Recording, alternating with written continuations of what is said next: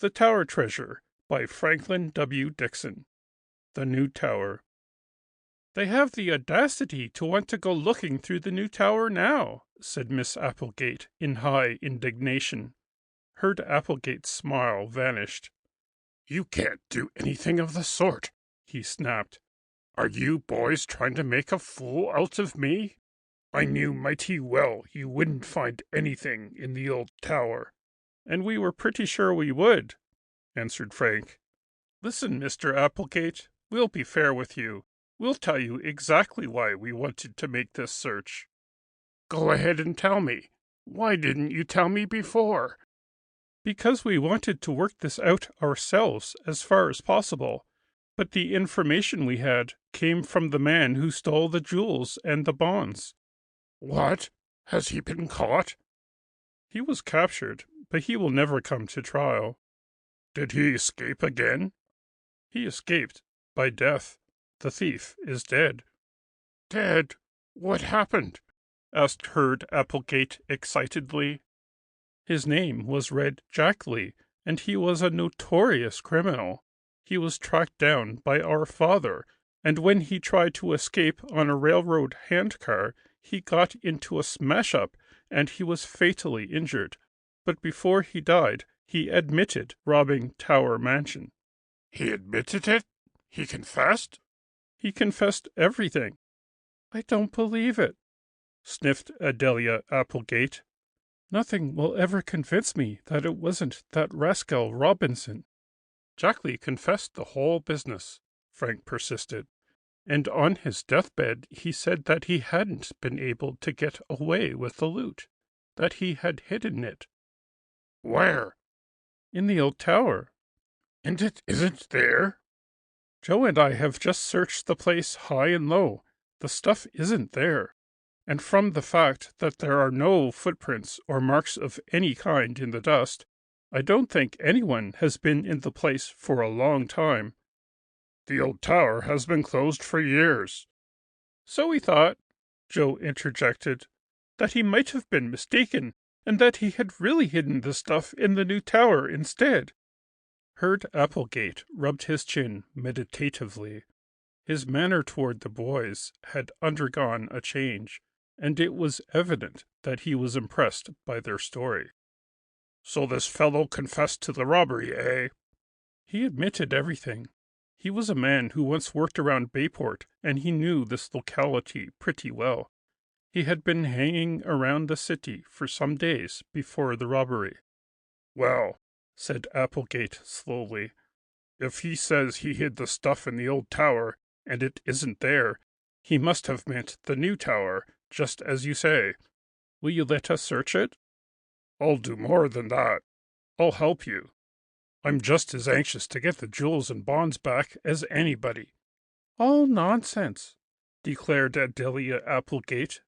"It's all a pack of falsehoods. I don't believe a word of it." "Now, Adelia," said her brother soothingly.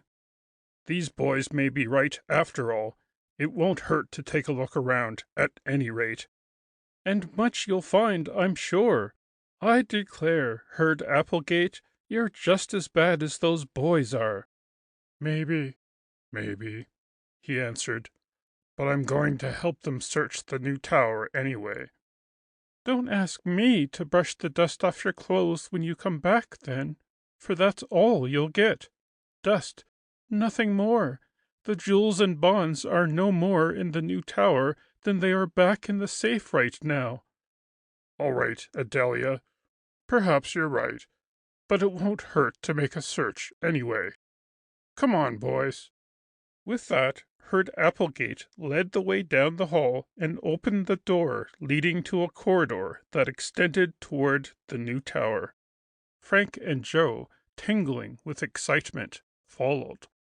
Although the new tower had been built just a few years back, and although its rooms had been furnished, it had been seldom occupied, save on the rare occasions when the Applegates had visitors from the city. The new caretaker, employed to replace Robinson, was a lazy and slovenly fellow, who did not bother to extend his duties to the tower knowing that the Applegates seldom went near that part of the mansion, and realizing that any laxity in his duties in that respect would scarcely be discovered.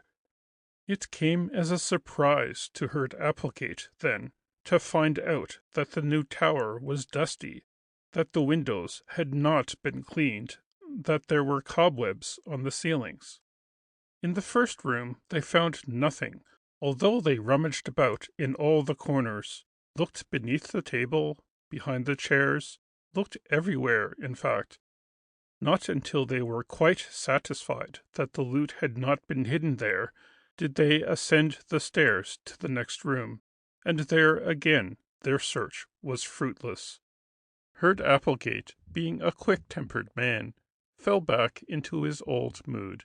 The boy's story had convinced him, and he had been even more certain than they that the stolen bonds and jewels would indeed be found in the new tower.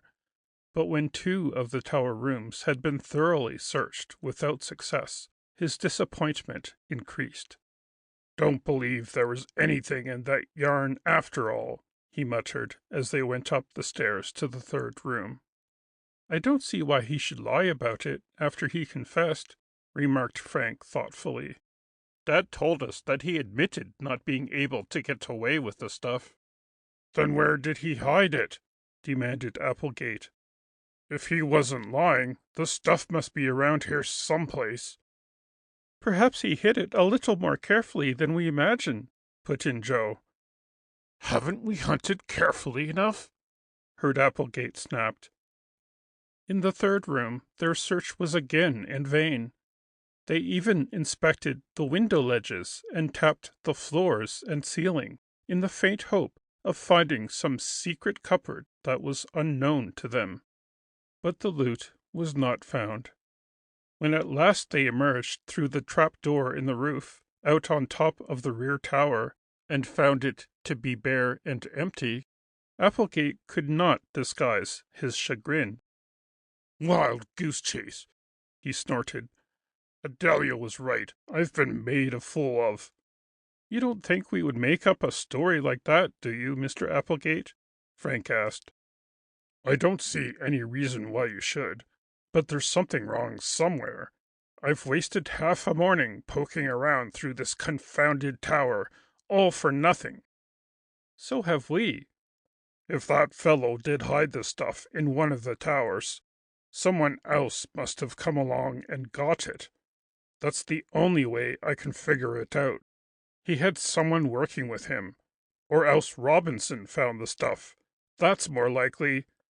Probably Robinson found the loot right after the robbery and kept it for himself." "I don't think he would do that. He isn't that kind of man," Joe objected.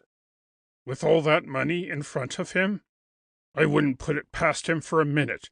Where did he get that $900 then? Explain that." "He can't. He won't tell."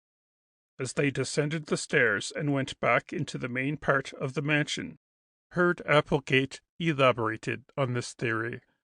The fact that the loot had not been found in the face of Red Jackley's story seemed to strengthen his conviction that Robinson had something to do with the affair. "Either Robinson found the stuff and kept it, or else he was in league with Jackley," said Applegate. "He's mixed up in it some way, I'm sure of that." The boys could say nothing. They realized that the theory was probable, although in their hearts they found it hard to believe that their chum's father could have had anything to do with the theft. They were deeply puzzled and tremendously disappointed, for they had been practically certain that the loot would be found.